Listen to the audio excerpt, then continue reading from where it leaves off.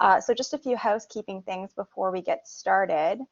We're going to be inviting you during this workshop to participate. This is either going to be in polls or just to type in the chat, or we'll have a couple of whiteboard activities as well.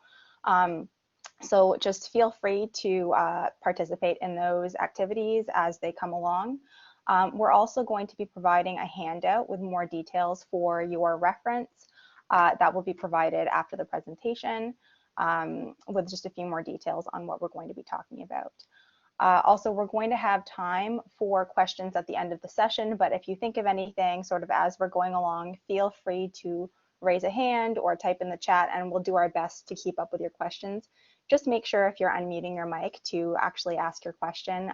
Just don't forget to mute it back afterwards so we don't get any feedback for the rest of the participants. So I think that's everything we have to get started. So we're going to go ahead and jump right in. So I'm going to start off with a poll. So let me just pull that up. So I would like to know who here is a first-time GA or TA, and who has GA-TA experience. Just give me a minute to pull up this poll.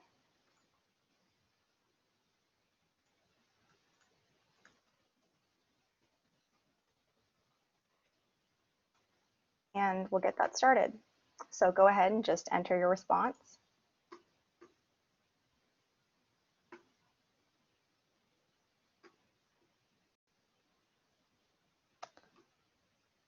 All right, so it looks like we have quite a few, quite a good mix. Actually, pretty much an even split of first-time GATAs and people with experience. That's good.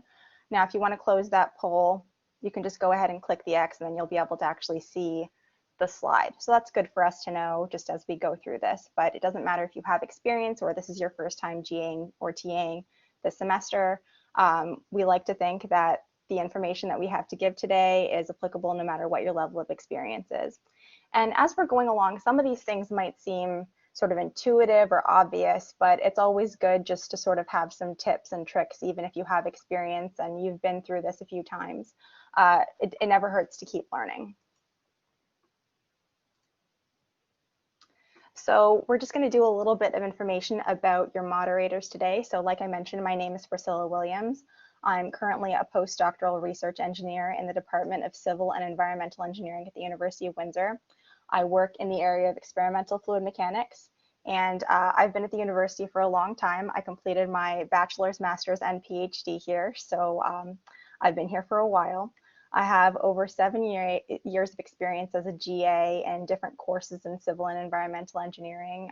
All told, I have 12 GA appointments that I've completed over the course of my graduate studies. So that's just a little bit about me, and now Danielle's going to introduce herself. So hi everyone, my name is Danielle. I'm a second year Masters of Human Kinetics student here at the University of Windsor.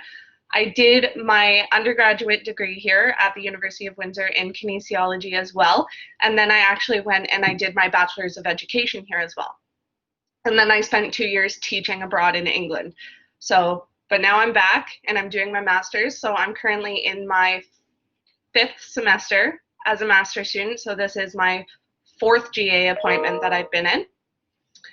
And so I'm hoping to start my PhD in the fall, also here at the University of Windsor.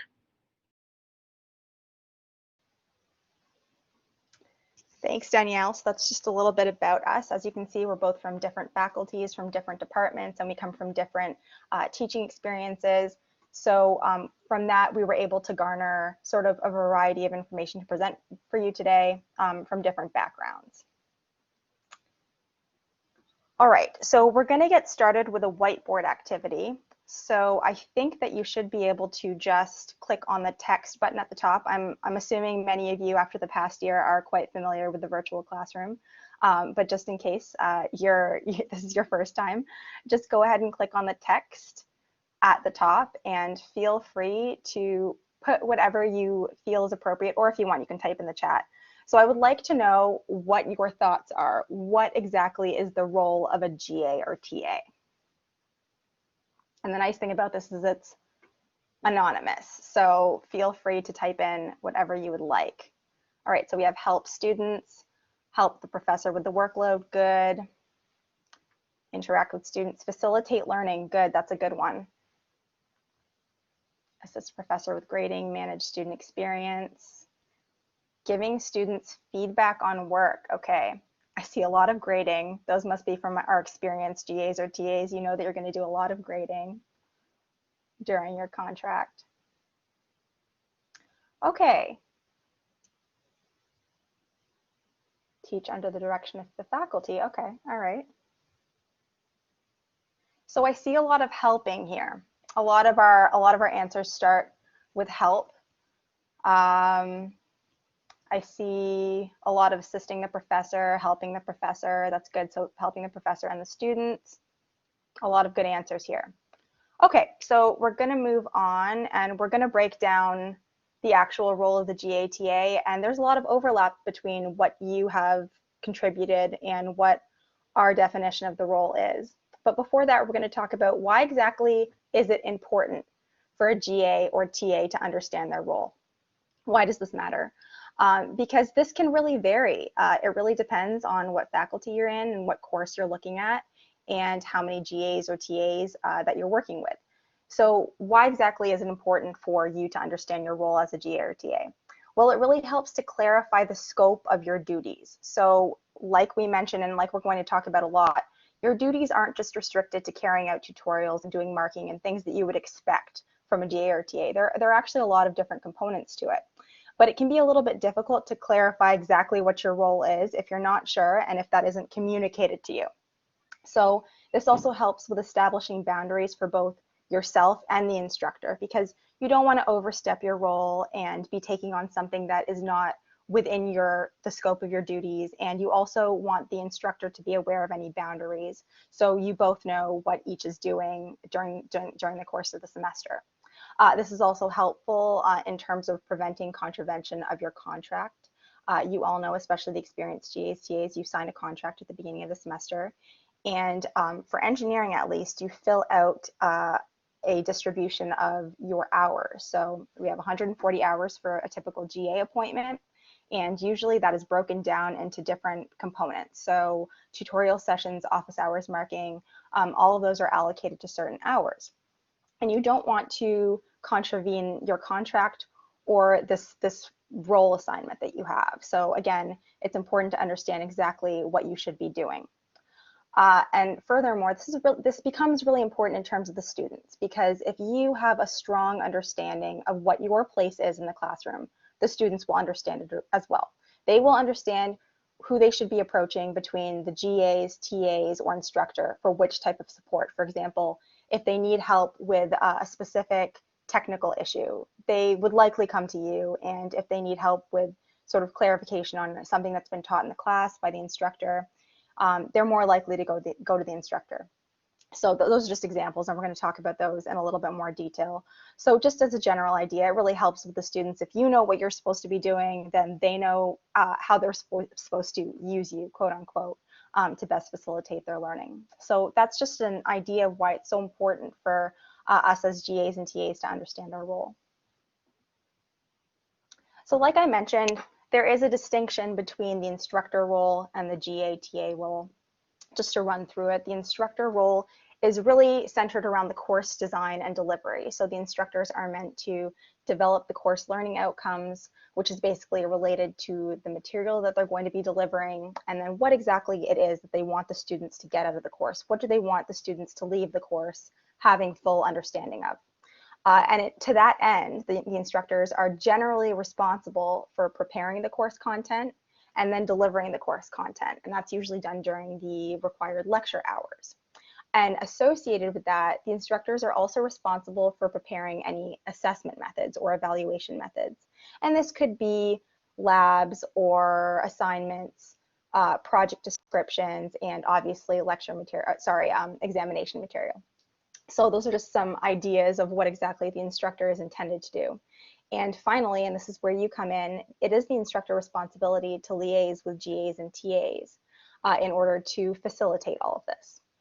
So a lot of you mentioned when we were doing our whiteboard activity that part of the GATA role is to help the professor, and that is exactly it.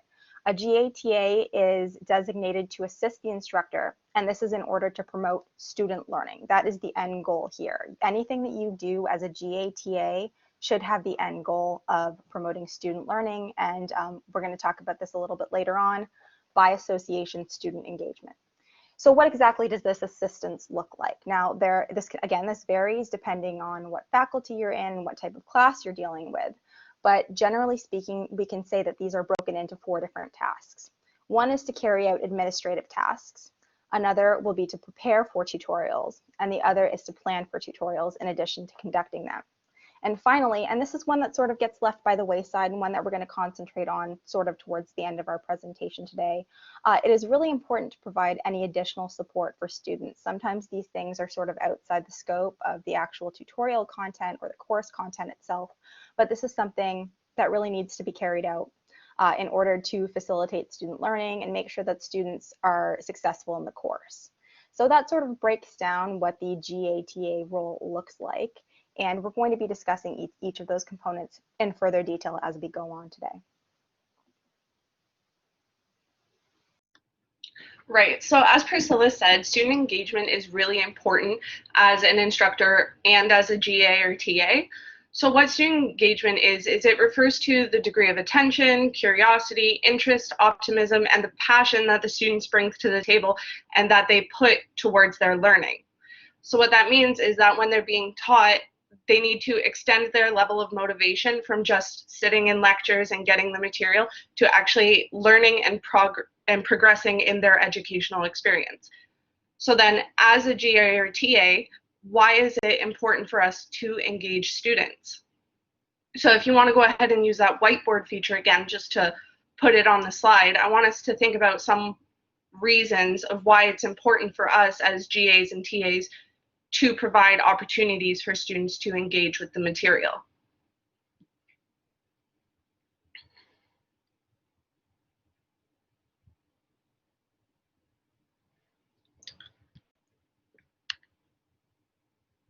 Okay, to provide an additional reference in the course as opposed to the professor.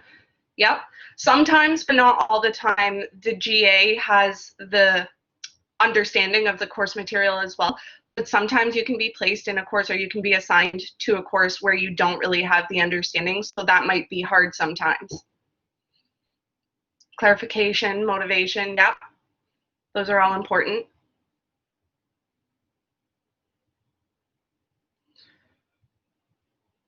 So as Priscilla said, it is the instructor's job primarily to teach the required material to the students. However, students make big leaps and bounds when they can get additional information outside of the lecture material. So that's why the labs and the tutorial sessions are really important for the students, because they're comprised of activities that are designed to promote their learning and further their learning. Provide sincere feedback, yep. Grade weighting feedback, yep. Comprehension, yeah. So if GAs and TAs are often responsible for the delivery of these labs and tutorials, so if we understand that these tutorials play a large role in student learning, it's important to make sure that every attempt to engage students during these sessions are successful, or as successful as we can try to make them be. Okay. And then using the whiteboard feature again, what steps can we take as a GA or TA to improve student engagement?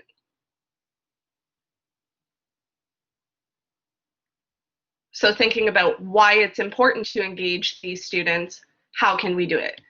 Be accessible by email, yep. Kahoot, yeah, sometimes those are good ways to get students thinking about the content. Email, quick response, those seem to be common themes. Cater learning to individual students. Now, if you're a GA or TA in a large class, you might not get to know the students on an individual level, but some students you get to know because they come to your sessions over and over again. or if you have a smaller class, you get to know them as individuals. So you could definitely cater their learning or facilitate learning that is optimal for them.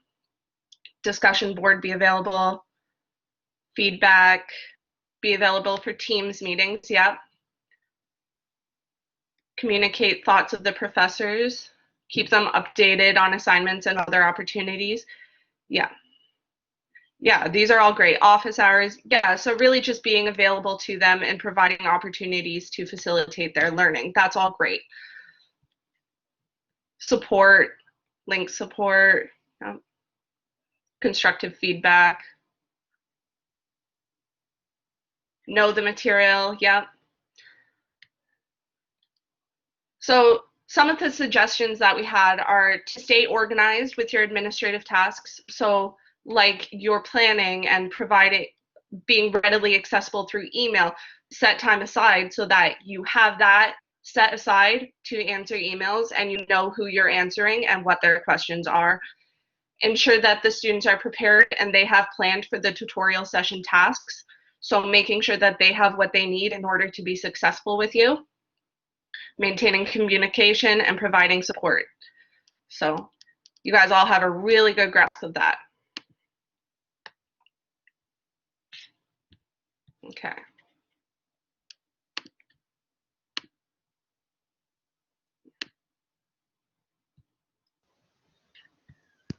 So now that we've talked a little bit about why student engagement is important, we can relate that back to the role of the GATA and each of the 4 components and how we can basically optimize what we do to optimize student engagement and student learning.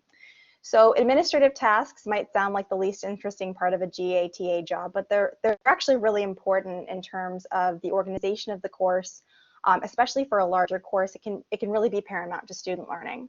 So the nature, like I mentioned before, the nature and the time devoted to any administrative task is really going to be highly dependent on the course content, your discipline or faculty. We're going to be talking later on about different types of tutorial structures. So any administrative tasks you have to do related to that are going to be related to the type of tutorial.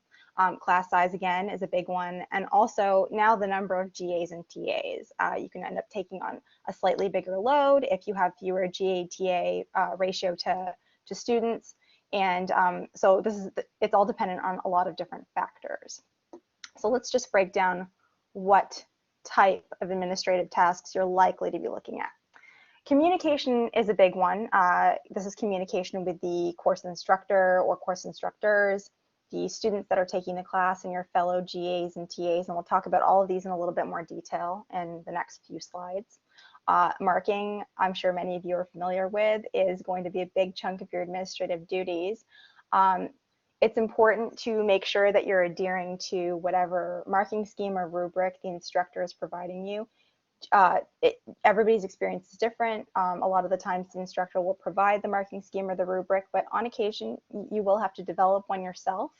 And as you're marking, it's important to ensure that you're very familiar with this marking criteria. You'll hear over and over again that consistency is really key. And this really ends up being part of your administrative duties. It's time set aside outside of your tutorial session, outside of your office hours, that you're going to have to sort of take on in addition to your other duties. Proctoring exams, that's also one that ends up taking a little bit of time over the semester. It's important to understand the academic integrity policy of both the university and your specific faculty and department. There may be some differences, and I'm sure that there's material available through CTL for further understanding that, because it's very important to understand exactly what steps need to be taken and to ensure that the academic integrity standards of your course are being met. And finally, Blackboard. Like I mentioned before, I'm sure a lot of you are very familiar with the Blackboard virtual classroom at this point, but you might not be so familiar with it at the moderator end. So we'll talk about that in a little bit more detail. That's become really important over the course of the past year. So like I mentioned, your communication is key, but this isn't exactly just restricted to emails, email check-ins, or responding to emails with your course instructor or with your co-assistants. It's very important, especially for a bigger class where there's a lot of GAs or TAs, to meet regularly with each other and with the course instructor. In some courses, the instructor might have a weekly meeting with all of the GAs or TAs just to make sure everybody's on the same page or everybody's prepared for that week's tutorial session. But in general, it's important. You shouldn't just see your instructor at the beginning of the semester and then at the end of the semester to get the exams. It's important to meet regularly with them, maintain contact, and make sure that you're aware of all of their expectations of you from the get-go and then also throughout the semester. Sort of along that line of thought, collaboration is really going to be key when you have co-GAs and TAs. It's important to allocate any tasks as necessary, and again, for a bigger class, this might be a duty that a lead GA or TA might carry out, or the instructor might take this on in the absence of a lead GA or TA, because there isn't always one, especially if you only have, you know, two or three GAs or TAs. So it's just important to make sure everybody understands their roles, if their roles are going to be differing in any way. For example, if somebody is carrying out a physical lab and somebody is carrying out a tutorial, it's important to be aware of who's doing what and who is responsible for what. So that's in terms of the administrative tasks, but also in terms of the course content. It's really important to ensure that all of the assistants are equally familiar with the course content. In a tutorial session, if you have more than one GA or TA, you don't want them to be providing conflicting instructions or standards to the student. If one GA is saying you don't need to do this or you need to do this, and the other is saying the opposite thing, you really want to avoid this. You want to make sure that there's a lot of clarity with what's expected of the students and what you're all communicating to the students. So again, collaboration with your co-GAs and TAs goes along with communication. It's very important, especially for bigger classes. This can become a problem. If it's a smaller class and you're on your own, then obviously don't really need to worry about that, as long as you're sort of maintaining consistency throughout the semester. But if you've got more than one, then that becomes very important. So this is what we were talking about before. It's also very crucial for you to be very familiar with whatever delivery platform. At UWindsor, I think the majority of online classes right now are being run through Blackboard. I know at some other institutions and possibly at UWindsor as well, Microsoft Teams is being used. So whatever the platform that you're using, you should be highly proficient in it.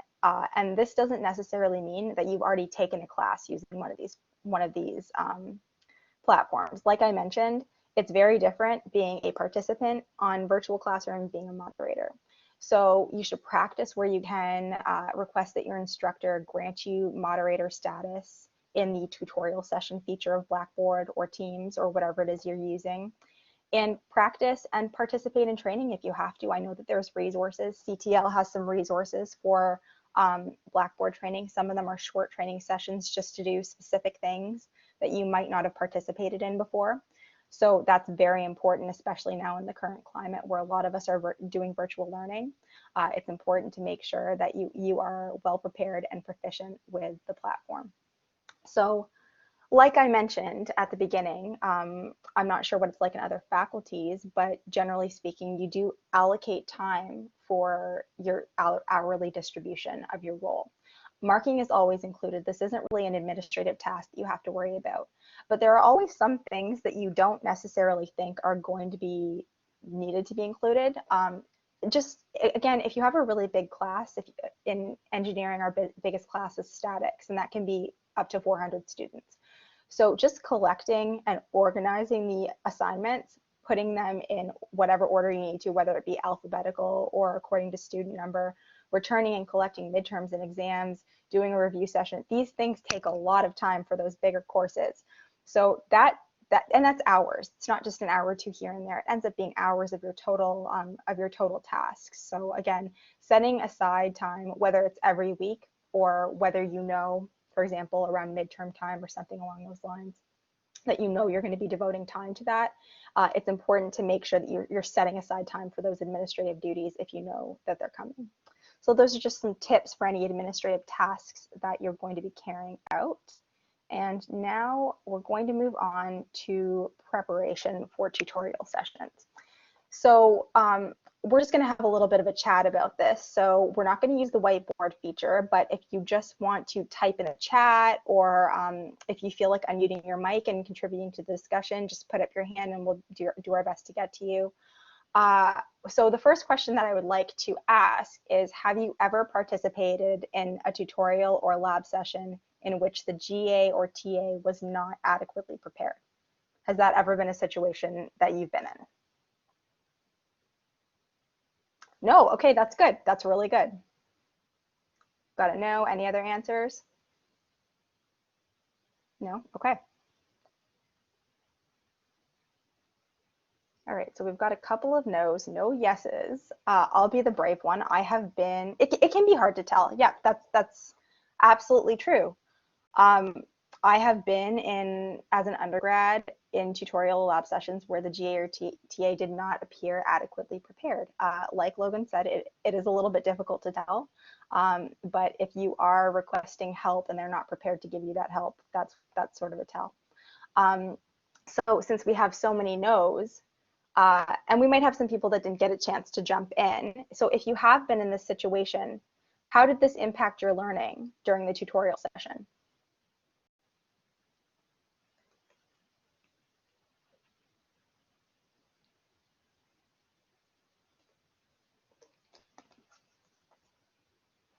Did it have a negative impact? Did it not really matter at all? I know a lot of people like to learn independently during tutorial sessions, even if they're meant to be taking advantage of what's available to them. All right. It seems like that question is a little bit difficult. Definitely reduces the authority or the character. Okay. All right. Time loss. Okay. Yeah, that's definitely one. Uncertainty. If they're not sure about what they're supposed to be doing, it could impact your learning in terms of your confidence in carrying out the assignment or the assessment. Good. Those are some good answers. So generally speaking, it seems like if a GA or TA is not prepared, then not approachability, that's a big one. Okay. All right. All right. So in this case, what exactly could they have done to improve this? What could they have done to rectify the situation? We can see that there's a problem. They're not prepared. It's leading to all these issues. What could they have done to fix the situation and improve it?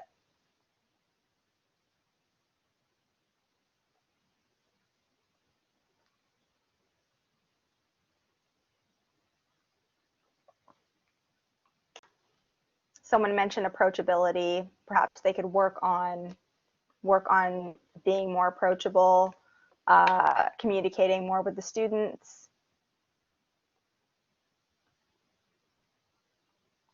Experience or practice, right? If they have to deliver something that they haven't delivered before, making sure that they practice or prepare adequately. Good.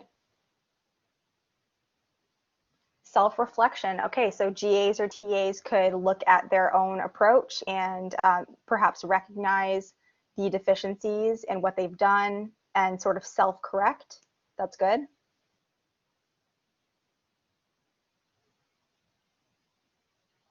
Ensure they understand the content. That's a good one, Mia. Yeah.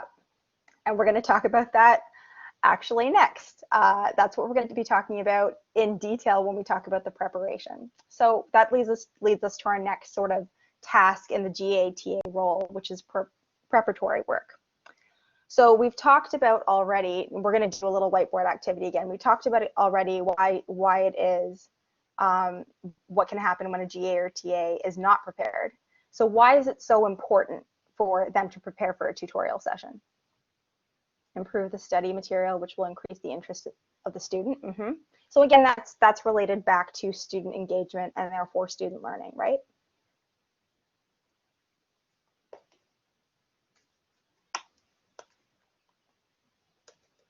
Anything else? Any other reasons why it's so important for us to prepare for a tutorial session before we get there?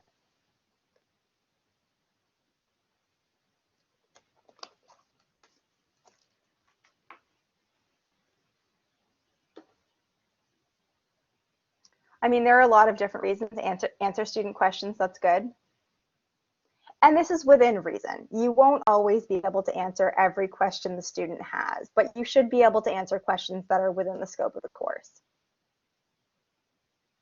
So we have a couple of good reasons why it's important for us to be preparing for a tutorial session. So let's unpack that a little bit. So we have a couple, I'm just going to clear those off. All right, so the first one that we're going to talk about is your familiarity with the course content. Now, a lot of you, if you have done your undergrad at the University of Windsor, then you're going to be a GA or TA here as well. There's a good chance that you will have already taken this course. And even if you're coming from another institution, if you're GAing a course that's within the department that you did your undergraduate degree in, you're probably going to have taken a course that's similar. So you might think that you're familiar with the course content enough to not have to review it. I would strongly suggest that even if you got an A+ in the class really well, you should still review the course content, even if it's been one semester since you've taken it. It's important to make sure that you're very, very familiar with the material the students are learning, because they will not just ask you questions that are related to the tutorial that you are conducting. They will very often ask you questions that are related to the material that the instructor is teaching as well. And you cannot rely on just understanding the tutorial solution. Often the tutorial that they're conducting is related to the course material, and you need to have a broader understanding, a deep understanding of what is being delivered, so you can effectively have them carry out the tutorials. If you have not taken the course before or a similar course before, I would highly recommend sitting in on the class lectures itself. I have done this before. Even for classes that I've taken them before and I've completed them during my undergraduate degree, I've sat in on the courses. It's a good refresher. It's good to see how the instructor's carrying out the delivery of the course material, so you can see how they're explaining things, because sometimes there'll be different approaches, and we're going to talk about that in a little bit more detail later on. So ensuring familiarity with the course content is a big one, and there will be further details about that in our handout as well, some of what I just discussed. So going hand in hand with that, it is important that you keep track of the instructor's pace. Take a look at the lectures that they're doing every week, the lecture slides. If you don't have the time or you're not willing to sit in on the lecture sessions themselves, take a look at the lecture slides and see what the instructor is teaching every week. Because despite their best efforts or despite their planning, what they're teaching might not always align with the tutorial session or the assessment that you're carrying out or you're overseeing. This can happen for a lot of different reasons, but generally speaking, you could be asking students to do something in a tutorial that the instructor hasn't covered in the course yet. So you need to be aware that that hasn't been covered, and you might need to provide a little bit of extra help during the tutorial or lab session. So it's definitely important to keep that in mind as you're going through the semester. Even if it's a quick look, just take a quick look at the lecture content and see where they're at, see what point they're at in the course schedule. So this again sort of goes along with your course material understanding. It is very important to understand exactly what it is the instructor is requiring of the students. So this relates back to the course outcomes, because again, my examples are largely going to be engineering focused because that's my background. But in engineering, oftentimes we have a problem to solve. We have problem-based learning in engineering very frequently. And sometimes the instructor will want the students to use a specific method. There might be more than one method used to solve a problem, but the instructor wants the students to solve the problem using one specific method. You need to understand exactly what the instructor requires of the students in that case, because you might have a preference for better familiarity with one method over the other. We all have our preferences when it comes to those kinds of things, but the instructor's directives are paramount. They take priority in this case. So again, this relates back to communication with the instructor and just making sure that you're well aware of what their expectations are for both yourself in terms of what you're delivering to the students and what the students are giving you in terms of their assessments.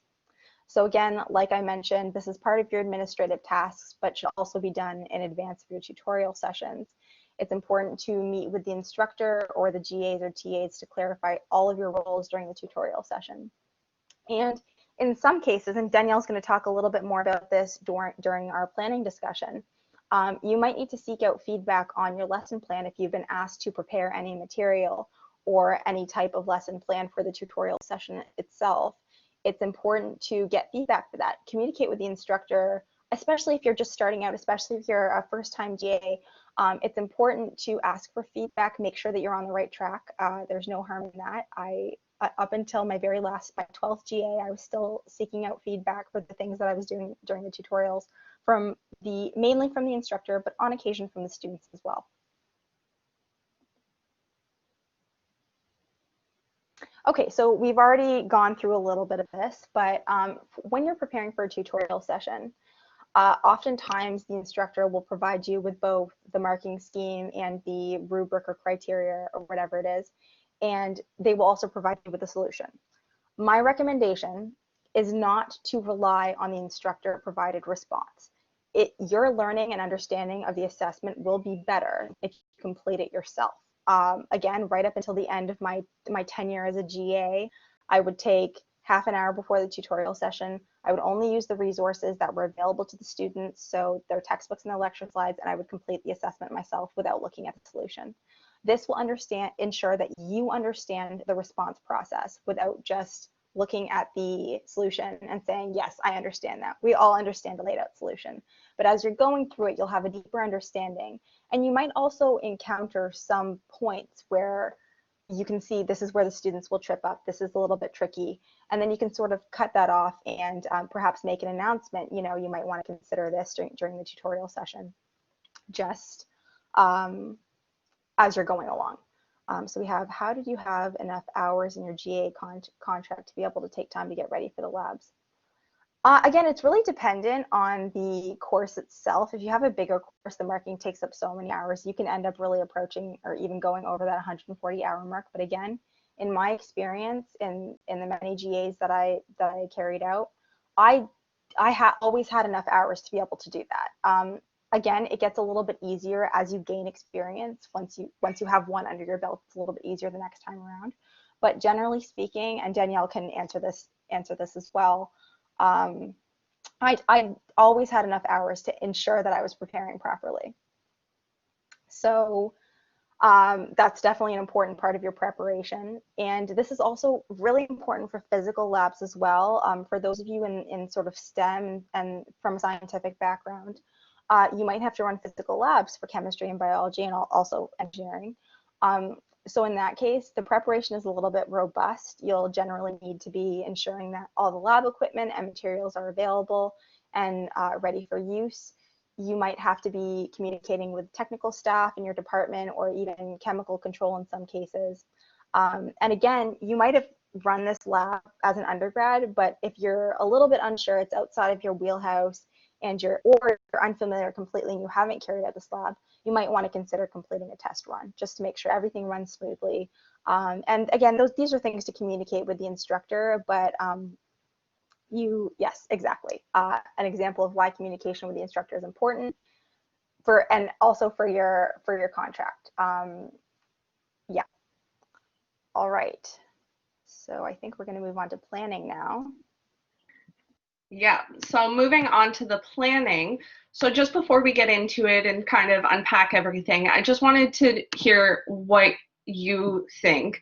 So what are some aspects of planning or leading a lab and tutorial that might seem intimidating to you, especially if you're a first-time GA or TA? And you can just use the whiteboard feature to just pop it right on there.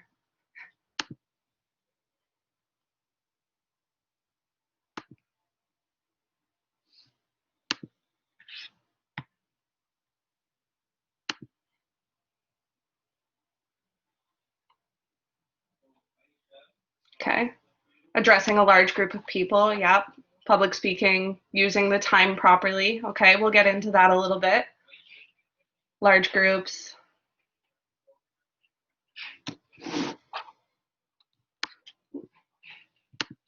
Answering questions well, not knowing how to plan a lesson, having always been a student, not knowing the answer to the students' questions.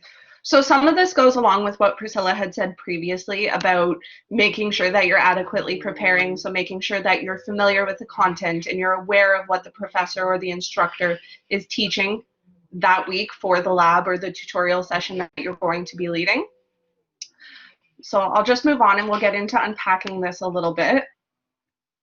I'll just clear.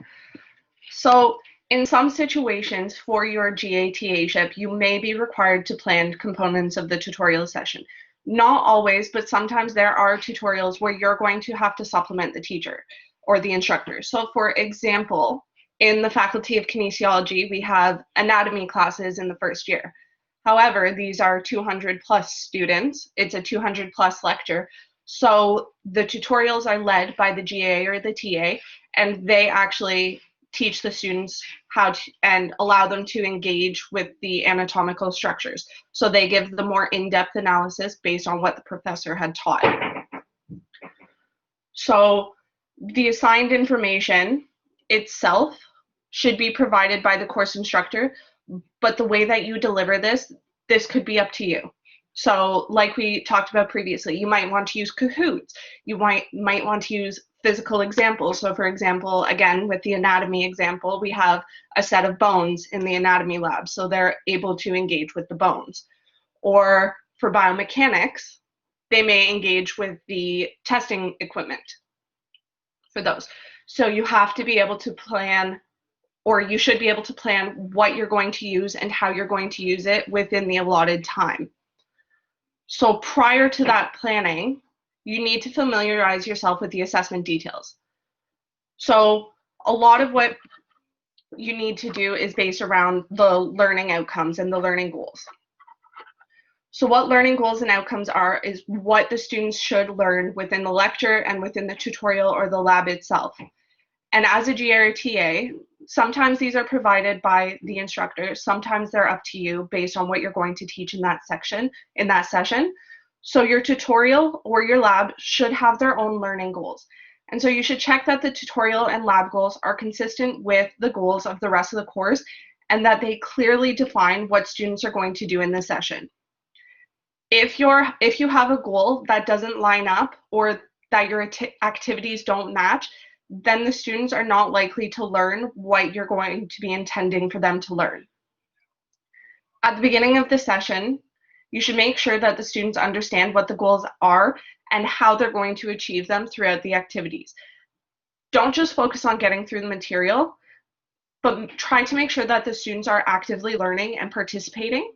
And wherever possible, give them the opportunity to practice, engage with the material, understand or further deepen their understanding of the main concepts and skills, and then of course provide feedback. Prescribed guidelines, and then the evaluation criteria. So these are things that the students should be aware of as they're going through these tutorial and lab sessions. So in a lab, what is the scientific what is the method that they're going to be using in this lab? For the evaluation criteria, why is this important? And how is it going to relate to the assessments that they're going to do in the future or have done in the past? And so you should think critically about what the students are going to learn through your lab and tutorial and make sure, like I said, that your planned learning activities are going to achieve those learning outcomes and going to allow them to be successful in their evaluations in the future. Okay. In terms of planning, so some planning that might be required of the GA or TA for the lab or tutorial session is to prepare explanatory or introductory material. So sometimes you might not have activities for them to do. This might just be supplementing the lecture that the instructor gave. So for this,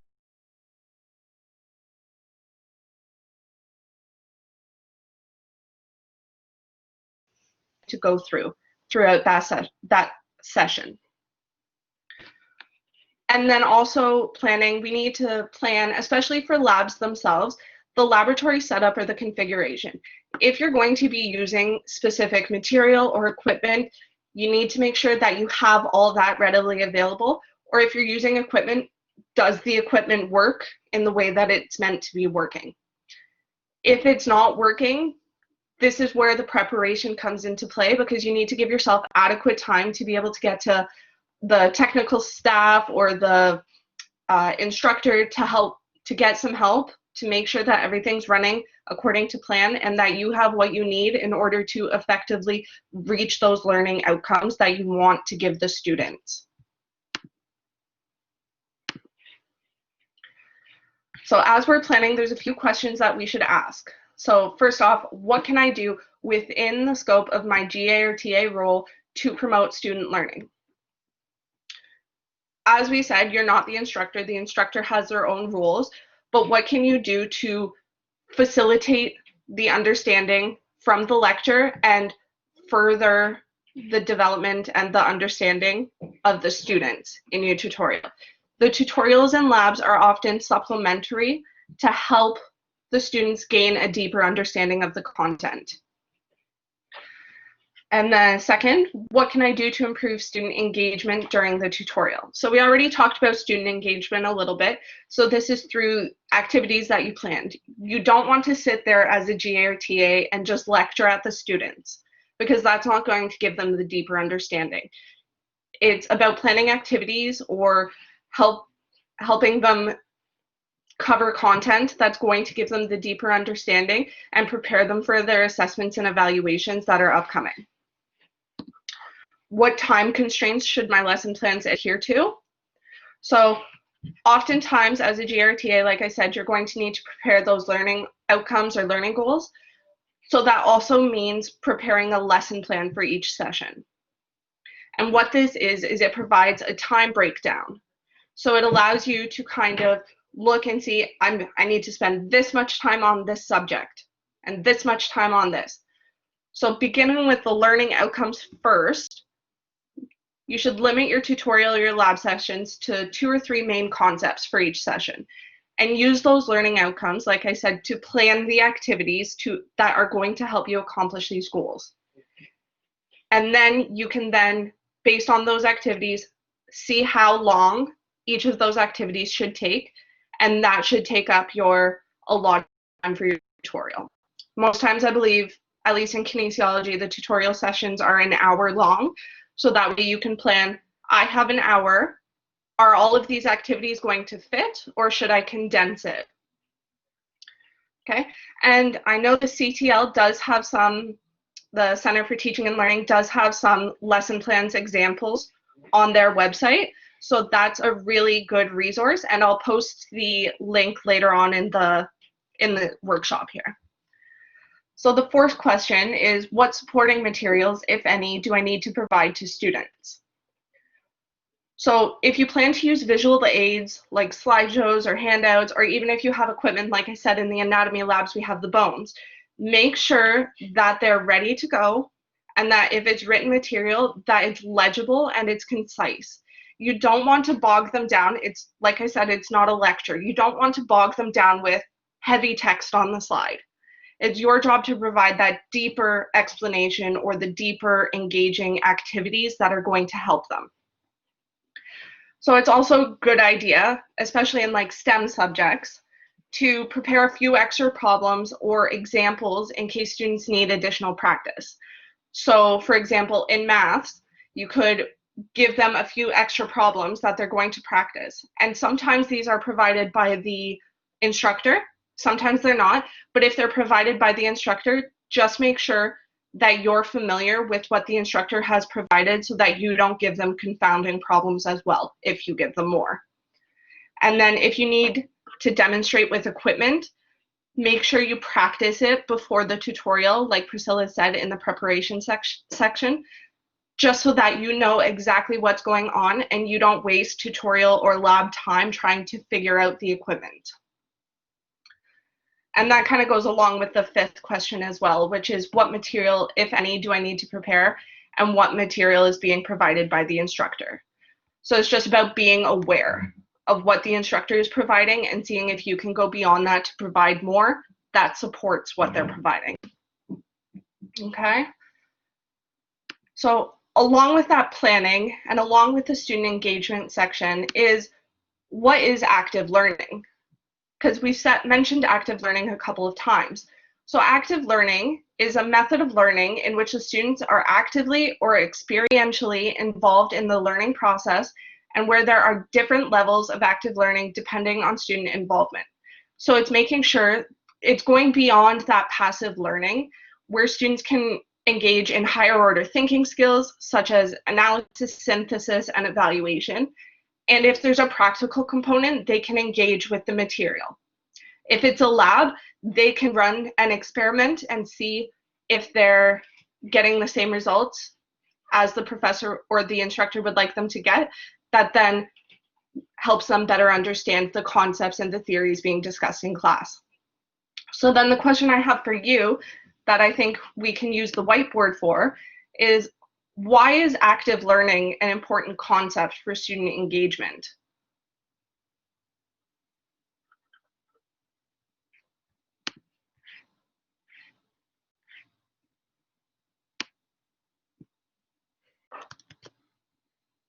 Motivation, yep. Reinforced material, yep, absolutely. Retain information. Pedagogically, it's just sort of correct. Yep. Different types of learners, absolutely.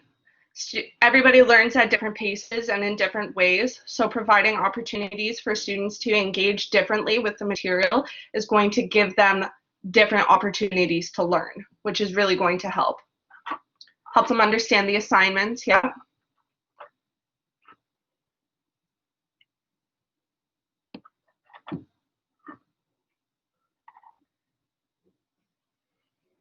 Yeah, these are all really good answers.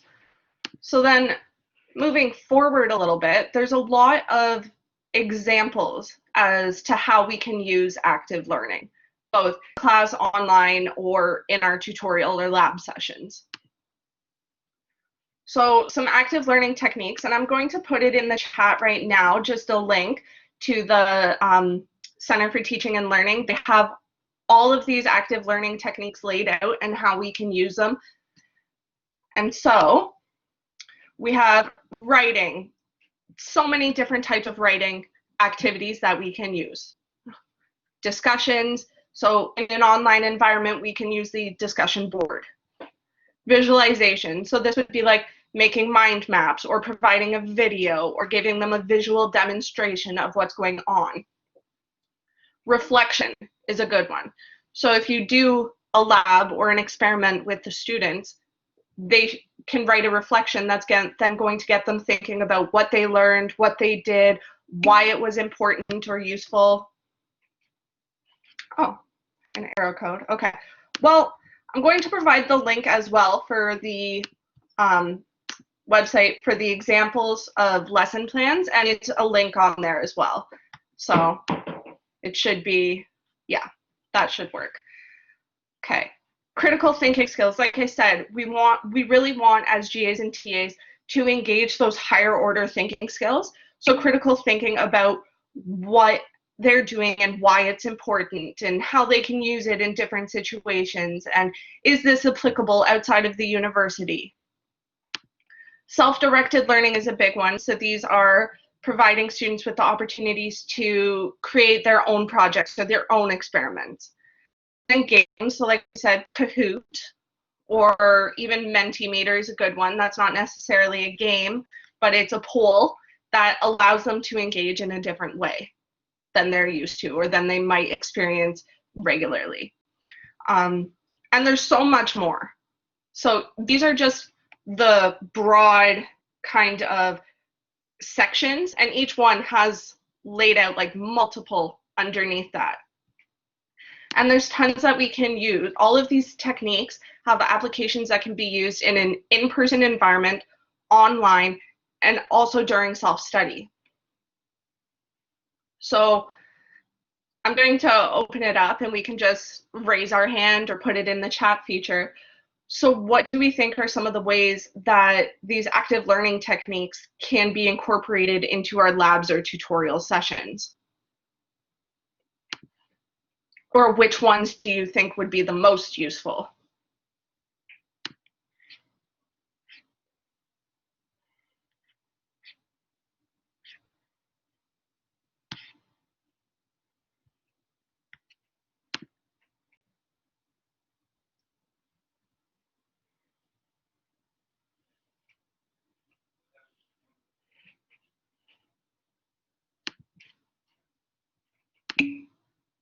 Games, discussion, maybe reflection. I see a circle for critical thinking and visualization. Yeah, so they all have unique benefits, and some of them can be a little bit more difficult, right? So for example, self-directed learning can be a little bit more difficult because you don't really have as much say in what they're doing, or everybody may be doing something different. Or for games, they might not get out of it what you originally intended for them to get out of it. So all of them have some benefits, all of them have some drawbacks. It just takes playing around and seeing which ones work best for you. So then, talking about student engagement, we've already talked about ways to encourage students to participate in tutorials, but how does this change in an online environment? And let's just use the chat feature, or raise our hands, and if you feel comfortable unmuting your mic.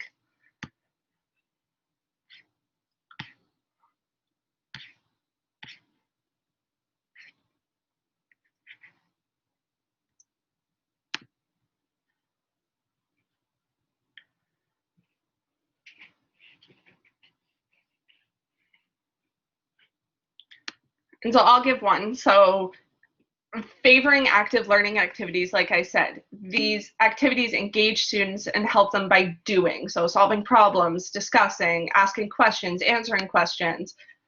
Hard to do the bones example online because students can't touch. Yeah, but there are also tons of games where they can go and they can label the bones and try to test themselves online. So it's just about, in an online environment, it is a little bit more difficult to do that. So they might just have to visualize, or you as a GATA might have to get a little bit more creative with what they're going to do. Adapt, absolutely, Priscilla. So cameras are off, it's hard to see who's engaged. That's absolutely true. Limitations of technology, yeah. And I'll talk about in a minute about how we can promote engagement in online tutorials. But just in the meantime, it is important as a GA or TA to give clear instructions. So before starting an activity, whether it be in person, online, or even self-directed, a lot of times there's an instruction list. It's important to make sure that students understand what to do, and that we as GAs or TAs are explaining the goals and providing time breakdowns. So how long should I spend on this in a realistic world? And then, if necessary, form groups. So online on the Blackboard environment, there are the breakout groups that we can use for discussions or even collaboration. And make sure that the students have a copy of instructions. One of the worst mistakes I ever made was, and this was when I was teaching, was just telling the students what to do, and then I told them to do it and they completely lost it. So it's important to give students a copy of the instructions, or make it so that the instructions are easily accessible, and that is going to encourage better learning and encourage that they're doing the activity and attaining the goals that they're meant to achieve. And then when an activity is over, when you're done, or after you've consolidated the group, make sure to debrief with the students to reinforce those key concepts or the problem-solving approaches that were used. Like I said, it's important to really try to avoid the temptation to turn your tutorial or your lab sessions into lectures. You might decide to expand on the lecture topics, or you might decide to use a lecture format, such as providing a PowerPoint, but just like I said, having those opportunities for active learning are really going to help consolidate the learning and give them a deeper understanding of the material. And then constantly checking for understanding as well. So you want to check with the students and make sure that they understand the concepts, because if you don't check with them, there's no way to know whether your tutorial or lab sessions are achieving the desired outcomes. And then for online tutorials, you have to decide on learning activities that can be used in your tutorials. So if you're a GATA, discuss your ideas with the course instructor, because they're going to be able to give you feedback, because even though everybody's online right now, they might have more experience with it than you have. And they might know things that are going to work. For the synchronous tutorials, so the ones that you're like this, we're delivering it to you in real time, give clear guidelines for online engagement and participation and instructions on the tool that you're using. So if you're using an online lab tool, make sure that there's clear instructions for how to download it, how to use it. If you're using the whiteboard feature, I would highly recommend making sure that you give clear outlines on or a code of conduct related to the syllabus and the course instructor that's going to promote positive conduct among the students. And then for asynchronous, post materials or short videos or links to materials that already exist. You don't want things to be too long, and then you want to give them time frames for completing the activities and then being available for feedback. So if you give them a video, make sure it's straight to the point, there's no extraneous information, and that you're saying, okay, you have this long to watch the video, this should take this long, and then here's your activity or your questions, and this is how long it should take. And that's going to ensure that the students are on track and they're not spending too much time on it. Okay. And then for the tutorials themselves, generally they are split into 4 different types of tutorials. And depending on the discipline that you're in, they're going to run differently, and it's going to depend on what the instructor wants. So like I said, you might experience labs, problem-based tutorial sections, discussion-based tutorial sessions, or most simply review and Q&A sessions. So as many of you have completed an undergrad or are currently undergrad students, you are likely to have to participate in some of these types of labs or tutorial sessions. We're going to go into depth of all 4 of them, but just a general guideline as a GA or TA is in that first session, really try to establish the guidelines at the beginning. You want to devote time early to familiarizing yourself and the students with your guidelines for how the tutorial should be run. So you want to ask for their input. So if you build those guidelines together as a large group, that's really going to hold them accountable for what is going to happen in those sessions and make sure that they are really getting out of it what you want them to get out of it. So you should have non-negotiable rules. So for example, these go along with the syllabus: late submission policies, code of conduct, plagiarism. But wherever possible, try to be as flexible as you can. So try like just your email policy, or how they contribute or how they participate in the labs or tutorials. So for example, if it's a discussion-based tutorial, how often do they have to participate, and in what way do they have to participate? And then make sure that you provide students with a copy of these guidelines, and that the penalties for infringing on the guidelines that you as a group have set out are clearly explained. Is there going to be a penalty based on their mark? Is there going to be a penalty on their participation? How is this going to affect them if they infringe upon the guidelines that you as a group have set? So now we're going to discuss each of these tutorials a little bit more in depth. So first off, we have the discussion-based tutorial. So the discussion-based tutorials focus on deeper exploration of the course content through discussions and debates. So the GA or TA might need to prepare questions for this to facilitate discussion or debate topic on this. So now these 3 questions I have, we can just post them in the chat maybe if you have an answer. So for your area of discipline, consider the following. How might you try to use a discussion-based tutorial? Or how could a discussion-based tutorial be used in your discipline? How much planning would you try to dedicate to this?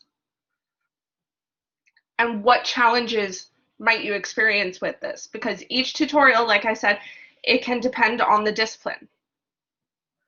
Someone in a math discipline may not use discussion-based tutorials as often as someone in a humanities discipline, for example. So what challenges might you experience and how could you overcome these? So if you have examples, try to put them in the chat right now so we can have a quick discussion.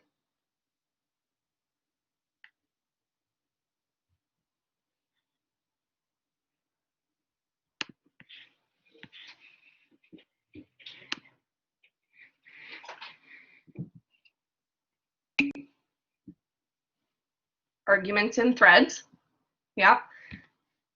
And that's a good one for an online environment because you can post threads in the discussion board and then they can contribute in different ways on that discussion board on Blackboard.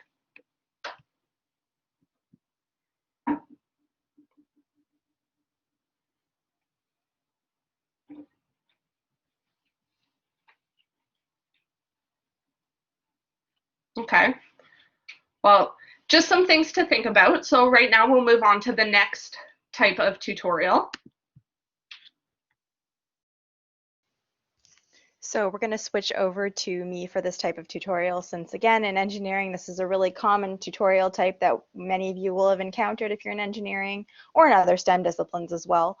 So problem-solving tutorials are very common in those scientific disciplines. We focus on problem-solving processes, analysis, and quantitative reasoning.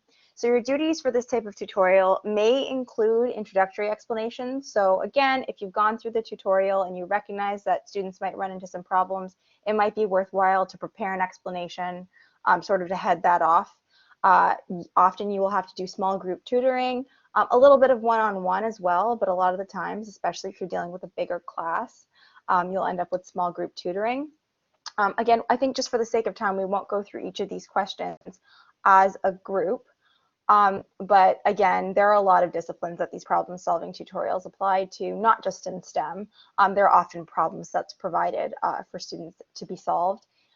Generally, in terms of planning, again, it's very variable depending on your experience with the course and the nature of the course itself. And there are a few challenges that are mostly, I find, related to the number of students in the course and the number of GAs or TAs. You might find yourself a little bit stretched again because you're doing that small group tutoring, sort of running around to make sure that you get to everybody's questions.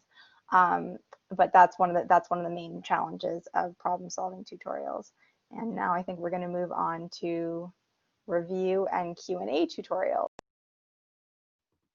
Yeah, so I'll take it over again for Q&A tutorials. So these I find are kind of the most common ones that we might experience. So that's just when the students come to you and you ask questions and you try to give them the answers.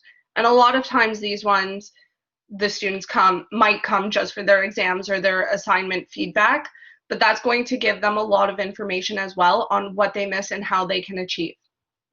So in review and Q&A tutorials, students ask questions about the course content and assignments, review the key course content in preparation for tests and exams, and consolidate their learning in the presence of their GA or TA.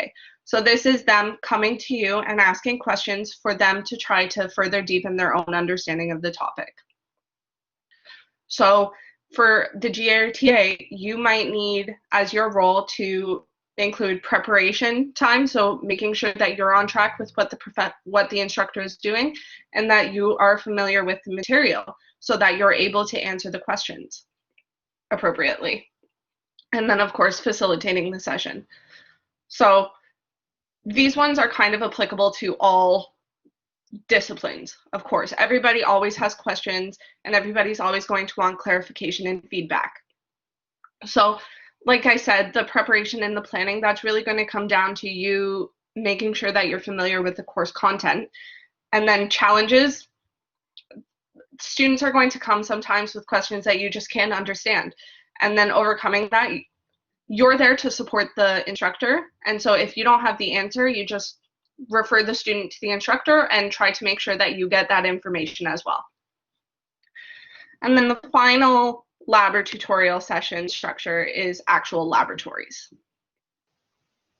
So in physical labs, many of you will be familiar with them. Students are often asked to carry out, or in some cases where the equipment or the lab that's being run out has limited material, limited equipment. They might be asked to observe the experimental procedure instead of actually carrying it out themselves, and then analyze and interpret the results. And generally speaking, they're asked to compile a lab report or some type of assessment that's based on what they've observed. So your duties for this type of lab might include organization of the physical lab components, so you'll have to set it up, or in some cases, again, where the students are observing the experimental procedure, you might have to carry out the experiment yourself or the demonstration. So again, this tutorial structure is a little bit more limited to, again, STEM subjects. And there are a lot of challenges that can occur, as any of us who have done a physical lab know. There are many challenges that can occur when you're actually carrying it out. And the best way to do this, as we mentioned, is to prepare well. In some cases, you might need to practice, conduct the experiment ahead of time, and just make sure that you work out all the kinks before you actually go to the physical lab itself.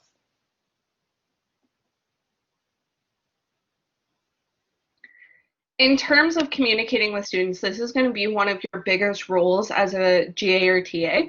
So I'm just going to list some of the tips and tricks that are important and expand upon them a little bit just for the sake of time. So your tutorial and lab sessions are the best time for students to ask detailed questions. So right from the get-go, if the instructor introduces you in the first class, make sure that they know that they can come to you, and that the best way for them to get the most out of your lab and tutorial sessions is for them to jot down questions or issues as they arise during the exam. Or not the exam, sorry, during the lectures, because a lot of times they walk away and they just forget what the issue was that came up. So if they jot it down, they can really get those clear, concise answers from you. Also, prepare questions in advance. Like I said, sometimes they walk away, they just forget. So to make sure that students are gaining that knowledge and that understanding that the instructor really wants them to get, try to prepare some questions for them to ensure that they're reaching those learning objectives set by the instructor. Even when you expect to have students to have questions during the tutorials, prepare your own, and that can help to increase their learning and increase your confidence as a GATA. With this, be sure that your questions have a clear purpose and that it's a genuine question. If you're asking questions like, are there any questions, or do you understand? These are seen as ritualistic, and a lot of students expect them to happen, and sometimes, or a lot of times, oftentimes, you're not going to get a lot of responses to this. However, if you were to ask them probing questions such as, if the instructor was going to ask this on the exam, how would you answer it? That's going to get you to have more engagement and going to get the students to engage more with the material and in your lab and tutorial sessions. Also, before answering the question, before you provide the answer, repeat the questions.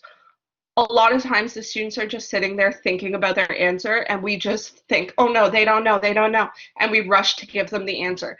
Give them a time to process the information and the question and try to try to formulate their own response. And also, like I said before, just admit when you don't know the answer. You're there to help the instructor. The instructor should have the answer. So if you don't know the answer, just be honest about that. Volunteer to find the answer yourself or refer them to the instructor, and that's going to give you a lot more credibility. You're going to lose credibility by trying to fake an answer rather than just being honest with them. And that's going to help with the approachability as well. So some tips for communicating with students. There are 4 main ones. So encourage students to participate. And that, like we said, is through the engaging activities, through the active learning activities that you plan. Mention that you expect students to participate and that they should feel free to make comments and ask questions, while also making sure that your activities provide those opportunities for participation. Give students feedback. They come for feedback. They're hungry for feedback. They want to know what it takes to succeed in the class, or most of them do. Especially for large class sizes, tutorials might be the only time tutorials might be the only time for them to get feedback on their work. And you as the GRTA are likely going to have been marking that work. So you're going to have some expert understanding of why they got the mark that they did. Where applicable, obviously, if this is smaller groups, try to learn the student names and use them. Students are going to see the tutorial or the lab as more important if you know their names, and then you're going to notice if they're absent, and they're going to feel more responsible and accountable because build a relationship with that lab or tutorial. And then, of course, maintain that professionalism. You might feel nervous, and then if that happens, a lot of times you become really strict, you become really rigid, and that comes off as standoffish. When you can, try to watch other GAs or TAs or instructors and how they instruct, and that way you can ease those nerves and try to be less nervous and act more naturally. If you're close to the students in age, you might be tempted to socialize, but just try to remember that this is your job right now and they're students who are trying to learn from you. So you need to ensure that students are not questioning your objectivity and you're always maintaining that professionalism, including in oral and written correspondence. So also if you're having a conversation with them, also if you're having an email with them, you want to be professional. You don't want to be too for lack of a better word, too personable or unprofessional.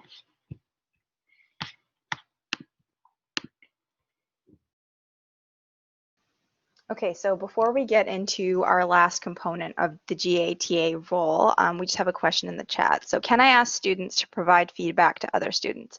This is a little bit tricky.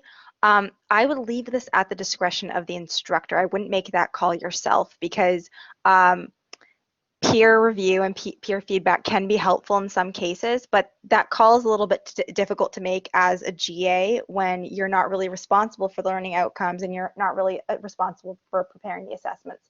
So I wouldn't go ahead and make that call on your own. I would discuss it with your instructor before you decide to do that. Okay, so this brings us to our last tenet of the GATA role, and this is providing student support. So up until now, we've mainly talked about a lot of the technical content revolving around tutorial sessions, which is essentially the point of this workshop. But outside of the tutorial sessions, students will still require support. You'll end up being technical support. You will help with assessment. You will have to answer questions for assessments that are outside of the tutorials. For example, if they have a project that they have to do, they will ask you questions about it. If you have GA'd before and you have had office hours before exams, you know that your office hours will be flooded before that exam or midterm. So they'll come to you for help with exam prep. They will ask for clarification on course material or specific concepts that the instructor has gone through. So you will have duties in terms of support outside of tutorials. So when you're dealing with these things, it's important to be as compassionate as you can and recall that something that may seem intuitive or very obvious to you might not be so to students. This can be for a lot of different reasons. Students might not have the experience with certain learning environments as you do, or experience with the discipline that you do, especially first-year students. They sort of require a lot of what we call hand-holding and a lot of special support. So just be cognizant that students come from a lot of different backgrounds and experiences, and try to be as compassionate and understanding as possible when you're dealing with these requests for support. So we have a couple of tips for providing student support. And again, we've touched on these as we've gone through the presentation today. One important one is to maintain regular office hours. At the beginning of the class, you might think that no one's coming to my office hours. What's the point? Why am I just sitting here for an hour? But it's really important to maintain them so students know that you are reliably available when they need help. Because again, come that midterm or come that exam time, you will have visitors. So again, this is why it's important to familiarize yourself with all of the course material and not just the tutorial session material, because again, they will come to you with questions outside of that scope. And sort of going along with that, it's important for you to be aware of UWindsor's policy on EDI, or equity, diversity, inclusion. There might be some students that require specific directives or specific attention. And just, again, communicate with your instructor. Be aware of any steps that you need to take specifically for specific students. Just make sure you're aware of that. And finally, just a couple of ending tips. Wherever possible, within reason, and this goes along with sort of just maintaining that compassionate side, help where you can. If you have the time and you haven't approached your hour limit yet, extend your office hours before exams. I have done this several times. It always ends up being successful because, again, this is when students really need a lot of help. Again, if you're going through a tutorial or you're conducting a tutorial and you notice that there is a problem that students are continually running into, a lot of them are bringing it up, make an announcement to clarify, whether that's just whoever's got the biggest set of lungs during an actual tutorial session, go ahead and make an announcement. Or now that we're online, make a Blackboard announcement to clarify. Just make sure you attempt to communicate help where you can.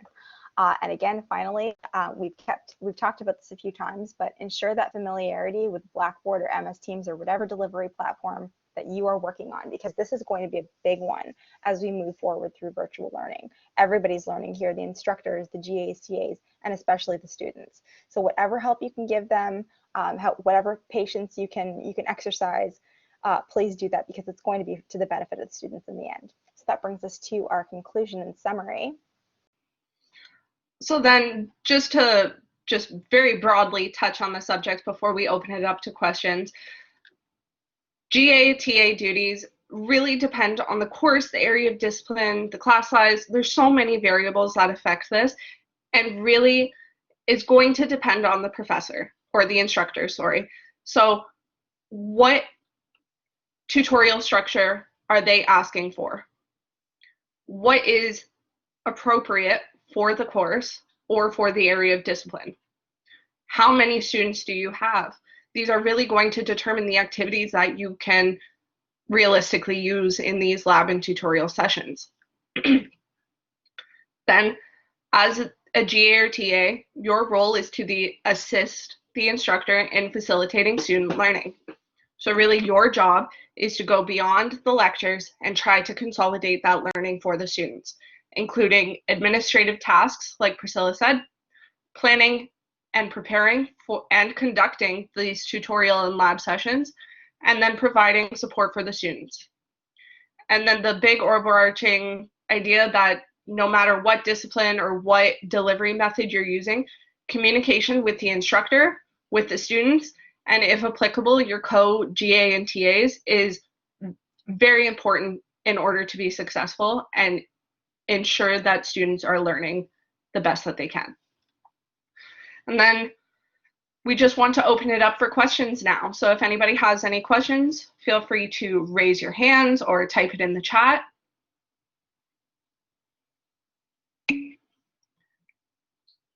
Can the slide be made available to us? Well, the session is being recorded. So we do have a handout. We do have. The handout will be emailed to you at the end of the session, I think. Yeah, sorry, if I can chime in here, I will be sending out a follow-up email later this evening, so I can include the PowerPoint and a link to the recording. And I'm also going to include a link to the feedback, which I'll throw in the chat here as well. This is a feedback form for you to, for all of the participants to provide some feedback to the presenters. And so we would all really appreciate that. Yeah, well, thank you for all your thanks. Thank you to everybody for coming. We're here for another couple of minutes if anybody has any questions still.